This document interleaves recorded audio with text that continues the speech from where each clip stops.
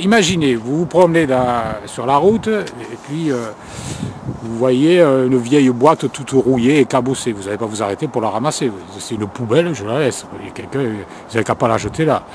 Bon. Mais imaginez que tout d'un coup, vous voyez une jolie boîte dorée avec des pierres dessus. Vous allez vous arrêter, vous allez la prendre. Parce que elle a une belle apparence. Vous ouvrez la boîte qui est jolie, et puis dedans, il y a, vous savez, vous avez en Floride, on appelle ça les serpents minutes. C'est des petits serpents, quand ils vous piquent, au bout d'une minute, vous êtes mort. On appelle ça le serpent minute. Vous en mettez un dedans, et la personne elle ouvre, elle se fait mordre, et une minute après, elle est morte. Pourquoi? Elle a été attirée par quelque chose qui était beau, qui brillait. C'est ça, c'est ce que Satan nous offre. Il nous offre des choses qui brillent, et puis dedans, il y a un serpent. Bon. Et puis la boîte toute rouillée, ce que vous ne saviez pas là, c'est qu'il y avait un diamant de plein de carats qui vous aura rapporté des millions d'euros, mais vous l'avez laissé. Voilà. Eh bien, ça, c'est Dieu, ça, n'est-ce pas? Il met son trésor dans des vases de terre qui ne payent pas de mine. Et dedans, il y a un trésor. Et ce trésor, c'est l'esprit de Elohim, le Saint-Esprit, l'Esprit de Dieu, le souffle de Dieu qu'il met dans notre cœur. Et Dieu, Paul dit que Dieu a mis ce trésor dans des vases de terre. Nous sommes des vases de terre qui sont méprisés par les gens du monde, mais dans lesquels il y a un trésor, il y a un diamant, il y a un trésor inestimable. Et puis les gens sont attachés aux apparences, aux belles choses dans lesquelles, dedans, il y a des serpents venimeux. N'est-ce pas? Donc ne vous fiez pas aux apparences. Fiez-vous à la parole d'Elohim, à la parole de Dieu. Vous savez, il y a un verset qui dit, c'est Salomon qui le dit, la grâce est trompeuse et la beauté est vaine. La femme qui craint l'Éternel est celle qui sera louée. Pour ça, c'est un exemple, parce que c'est un peu en rapport. Vous voyez une belle femme, comme Dalila, qui a séduit Samson. Et puis, en fait, dedans, il y a un serpent. Eh oui. Puis vous avez une femme, bon, elle est moins belle, mais dedans, c'est un cœur en or. Ouais. Alors les hommes, bien sûr, évidemment, ils sont attirés par les belles femmes, ils ne sont pas attirés par les moches. Ça, c'est la chair, ça. C'est la chair. Ah, je n'ai pas dit que Dieu, que vous voulez forcément que vous épousiez une moche femme. Pas forcément. Pas plus qu'il ne veut pas que vous en épousiez une moins belle ou une moche. Ça, c'est l'amour, ça ne s'explique pas. Ça s'explique pas. C'est inexplicable, ça vient du cœur. Mais ça ne veut pas dire que si la femme est belle, elle va être méchante aussi. Parce qu'il y en a des belles qui veulent suivre Dieu. Il y en a. Yeshua raconte l'histoire d'un riche, lui dit, mon âme réjouis-toi, tu as de grands biens. Et Dieu lui dit, insensé, cette nuit même, ton âme te sera redemandée, et tout ce que tu as, pour qui cela sera-t-il?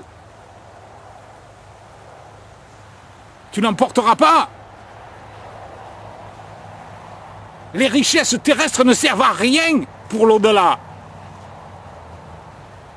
Vous pouvez avoir des milliards, vous ne les emporterez pas.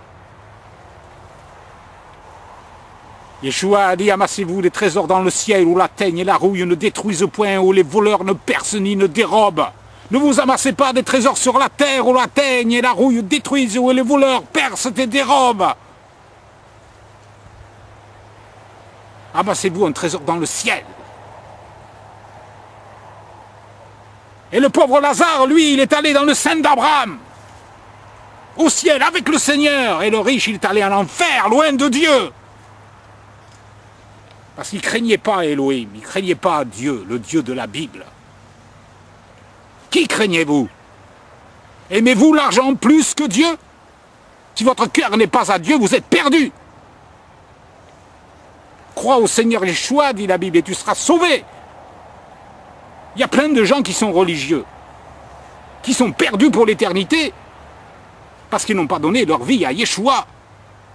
Mon fils, dit la Bible, dit Dieu dans sa parole, donne-moi ton cœur. Est-ce que votre cœur est à Yeshua? Est-ce que vous lui avez tout donné?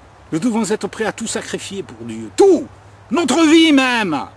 Yeshua a dit, celui qui aimera sa vie la perdra, mais celui qui perdra sa vie à cause de moi la trouvera. Sommes-nous prêts à donner notre vie pour Christ? Vous savez, l'apôtre Pierre, il a dit un jour à Yeshua, je te suivrai partout où tu iras. Et Yeshua lui a dit, tu me renieras 3 fois.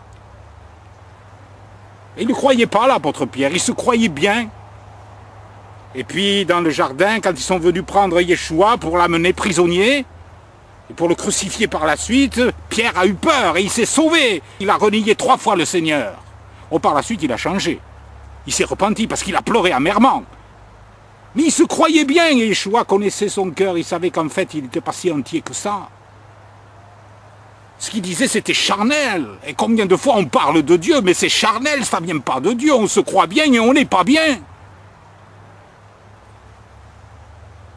Nous avons besoin de l'aide de Yeshua dans notre cœur pour qu'il nous rende capables de faire sa volonté dans tous les domaines de notre vie. Et il doit prendre la première place. Tout le reste doit venir après. Dieu n'est pas contre les richesses. Hein. Jamais, ne dites pas ça. C'est faux.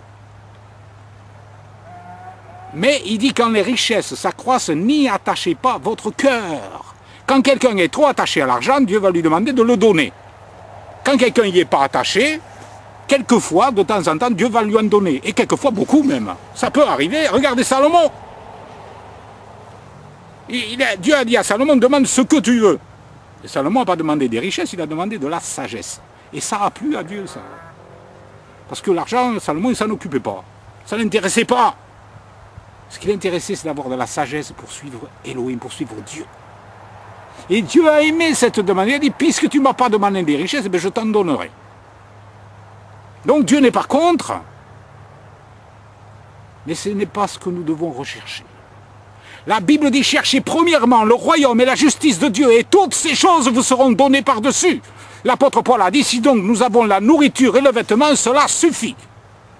Et il y a un verset dans la Bible qui dit, je n'ai pas vu le juste manquer de pain. Cherchez premièrement le royaume et la justice de Dieu, et toutes ces autres choses vous seront données par-dessus. Jésus a dit, Yeshua, regardez les oiseaux du ciel, ils ne sèment ni ne moissonnent, et votre Père Céleste les nourrit. Combien ne valez-vous pas plus que beaucoup de passereaux? Qui de vous, par ses inquiétudes, peut ajouter une coudée à la durée de sa vie? Ne vous inquiétez pas du lendemain, a dit Yeshua, car le lendemain aura soin de lui-même. Crois au Seigneur Yeshua, crois au Seigneur Jésus et tu seras sauvé. Recevez Jésus-Christ dans votre cœur, laissez-le entrer dans votre vie, laissez-le changer votre cœur. Et il vous donnera la force de le suivre et vous serez sauvés pour l'éternité. Et vous aurez un trésor dans le ciel. Comme Yeshua a dit au brigand qui était sur la croix, et qui a dit, le brigand a dit à Yeshua, souviens-toi de moi quand tu viendras dans ton règne. Et Yeshua lui a dit, je te le dis, aujourd'hui, tu seras avec moi dans le paradis. Donc il avait donné la certitude à ce brigand qu'il serait au ciel. Parce qu'il avait cru en lui. Ah bien sûr, s'il avait pu descendre dans la croix, après il aurait suivi Yeshua, il aurait observé ses commandements, c'est sûr. Et Yeshua le savait, c'est pour ça qu'il l'a sauvé. Dieu voit notre cœur. On peut dire, oh Yeshua, je crois en toi. Mais c'est pas avec la bouche ou avec la tête qu'il faut croire, c'est avec le cœur. Parce que des gens qui disent qu'ils croient en Yeshua et en Dieu et en Jésus, il y en a plein.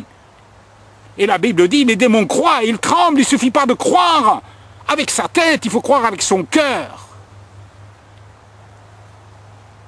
Venez à moi, a dit Yeshua, a dit Jésus.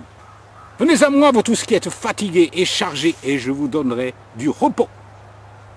À tous ceux qui ont reçu Jésus, à tous ceux qui ont reçu Yeshua, dit la Bible, il a donné le pouvoir de devenir un enfant de Dieu. Crois au Seigneur Yeshua, et tu seras sauvé. Amen. Alléluia. Gloire à Dieu. Gloire à Yeshua. Venez à lui maintenant. Recevez-le dans votre cœur. Et dites-lui, Seigneur, sauve-moi et change ma vie. Au caillou du torrent, jette tous tes biens. Et le Dieu Tout-Puissant t'offrira les siens. Sa présence vaut mieux que tous les trésors, et le roi des cieux te sera plus que beaucoup d'or. Amen.